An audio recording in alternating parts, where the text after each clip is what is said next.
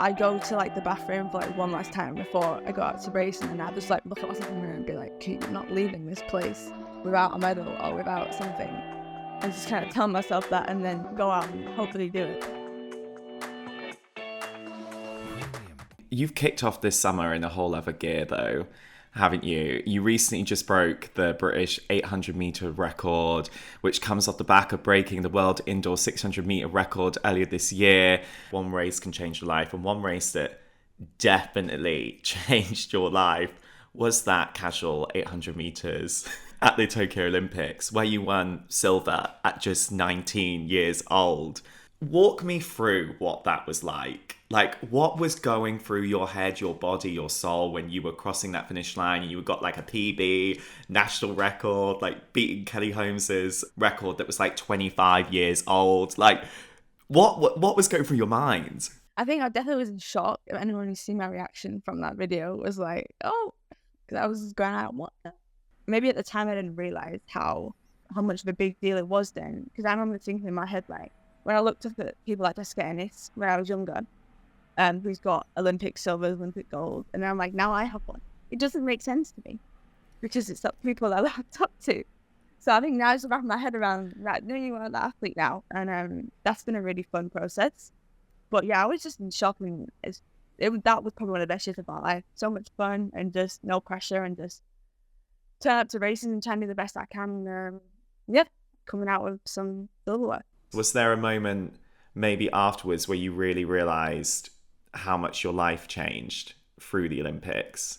Where you were like, oh my God, I'm doing this, pinch me, what's going on? I think it probably came because somebody said to me straight after, like, you know, your life's going to change now. And I was a bit like, yeah.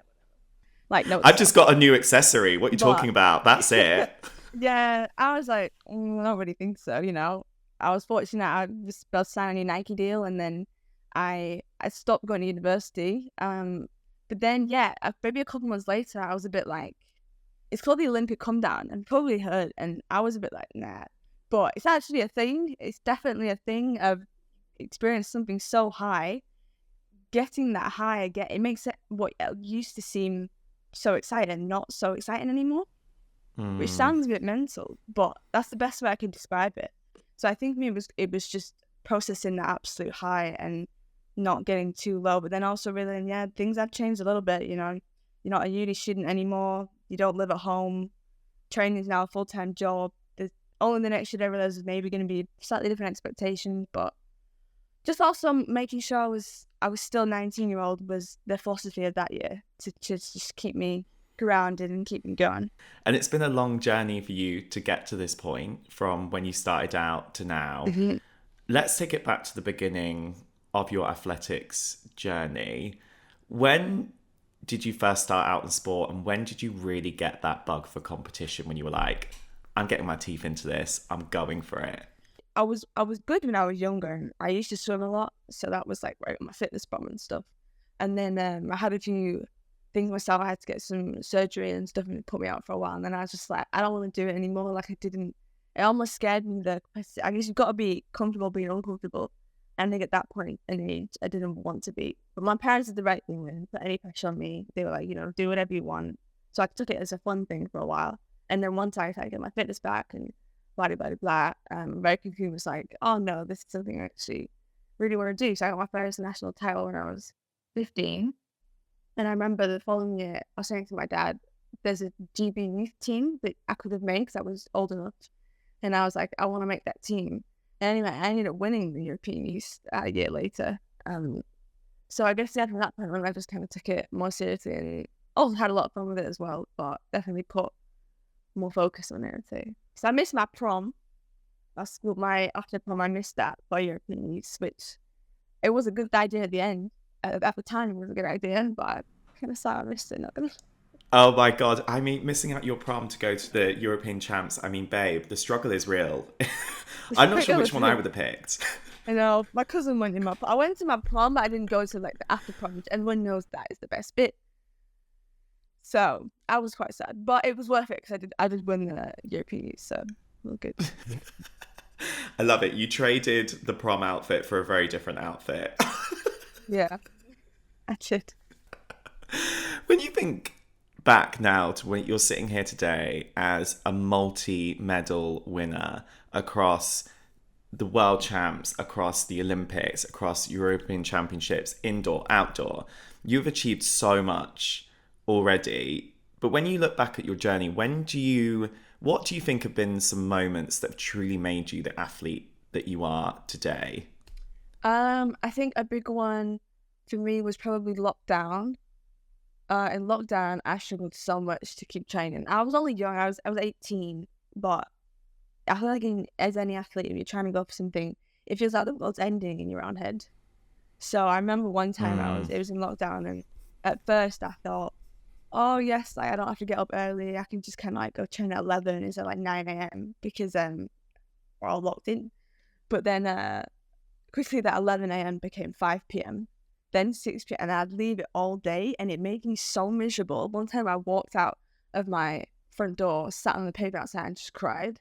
And just said to my dad, I was like, I don't want to do it. I really don't want to do it.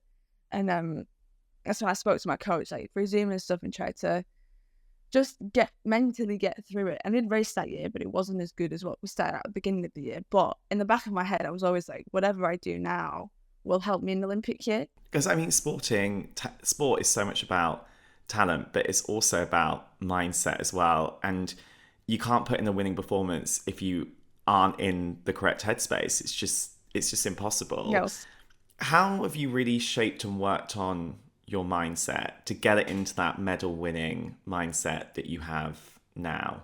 I think for me, it's literally just making sure I'm happy, like outside of the sport. If I've got no stresses or no up to outside of that, I can put all my focus onto one and just do what needs to be done. But definitely not having a clear head, not being focused. Yeah, you won't get at this level. You won't get anything done at that point. So yeah, I think it's just my coach's philosophy is a happy athlete is a fast athlete. So he really works on like the environment just being a healthy and happy and fun place to be, rather than like it is work, but try and make it lighthearted. Yeah. How do you work on your own mental health to get into that space and get into that happy athlete psyche? I think the past 2 years for me, I've definitely done a lot of like growth. I guess you say I've grown up in a way. Part of me feels like I maybe grew up slightly quicker than I thought I was going to, with like how life changed 2 years ago with becoming a professional athlete quite young on and taking on new responsibilities. You could call it the adult world, I guess. But I went to my psychologist, Tom, and he's really good with maybe helping me understand like maybe why I think a certain way, or why I may get upset about certain things, or why I might be so emotional when I never used to be. I feel like I've just changed a lot.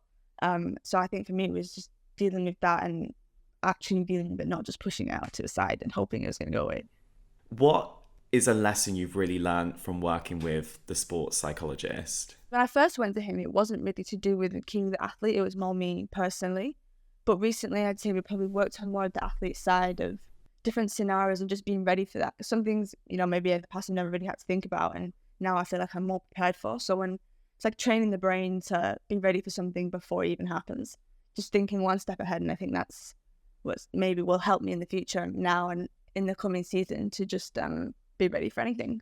Has it been an interesting process for you to go from being a contender to being one of the runners that people are now chasing? Has that brought up a new level of pressure, do you think, or is it something you've learned to thrive on?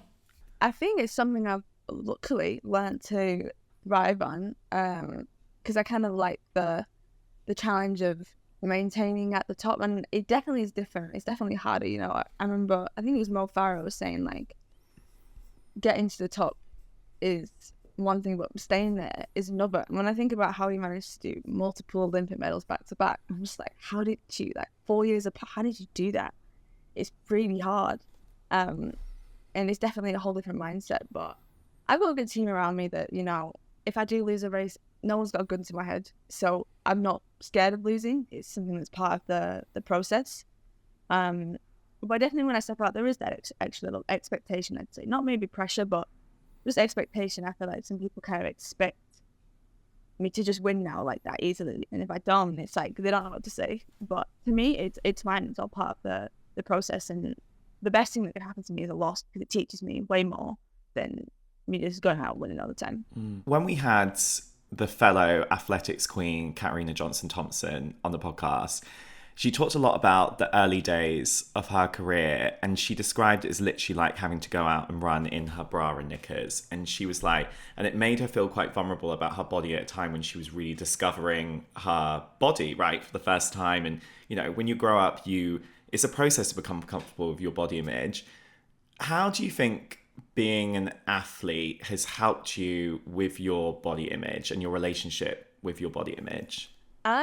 I would say I've probably been quite fortunate. I think from a young age, my parents maybe had a good impact on that kind of thing, especially when I was younger, of like not really looking into that. And and my mum's quite similar. I've always had the blessed of being genuinely quite slim.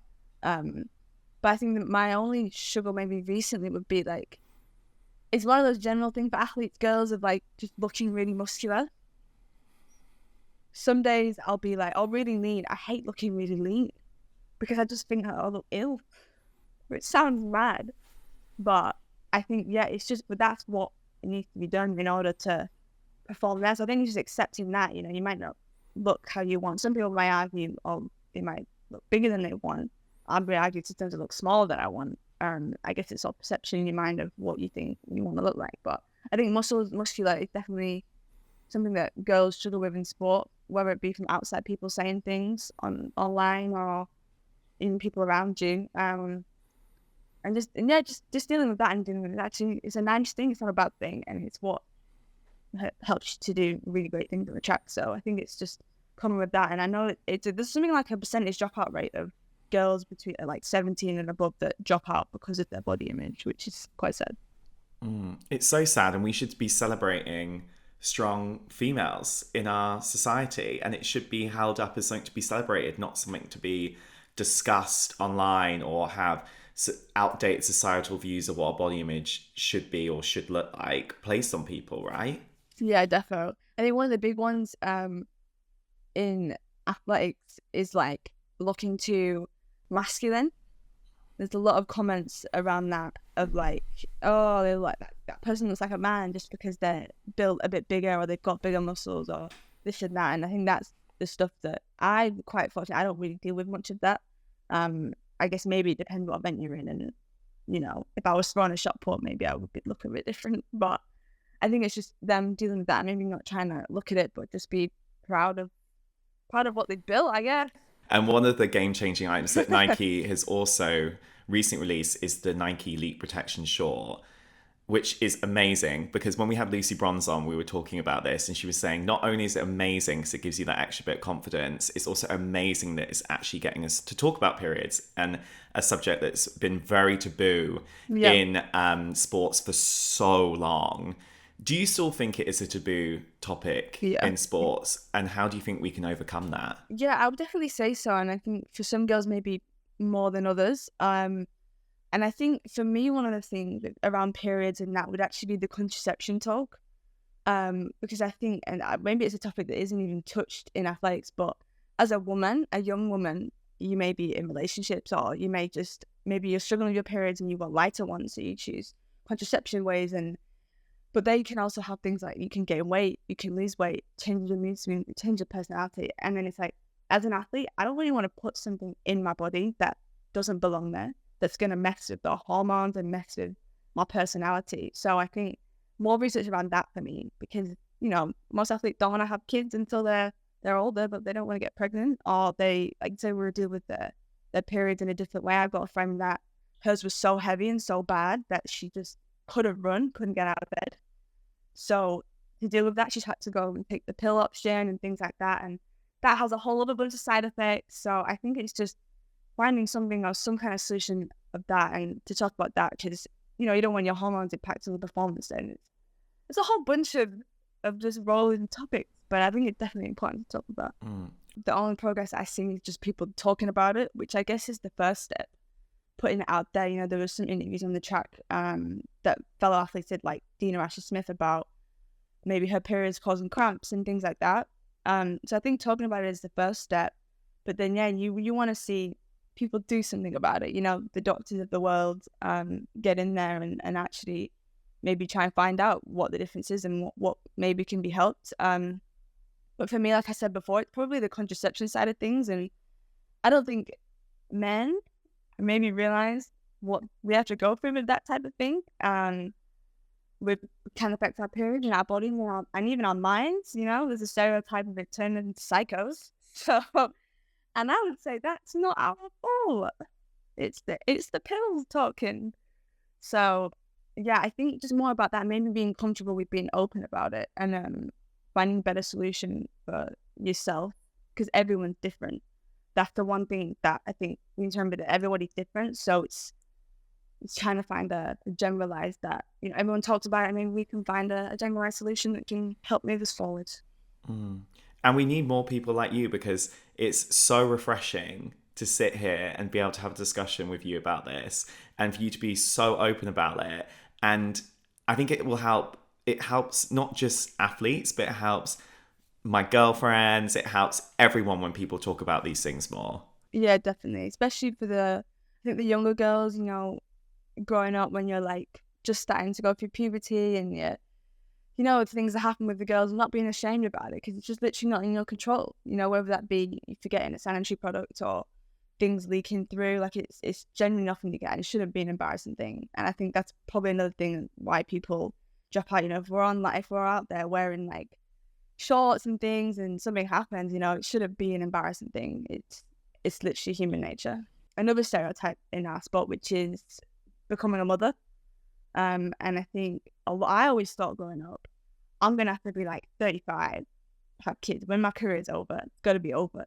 Whereas looking at some of the people like Alison Felix, you can very much do whatever you want. And for me, I don't want to be 30 up and have my first child. I'd like to be a bit younger, but I never thought that was an option. So I think it's nice to see, this comeback from pregnancy and detaining all these objectives of once you have a baby, your career's over, that's it, you're not coming back.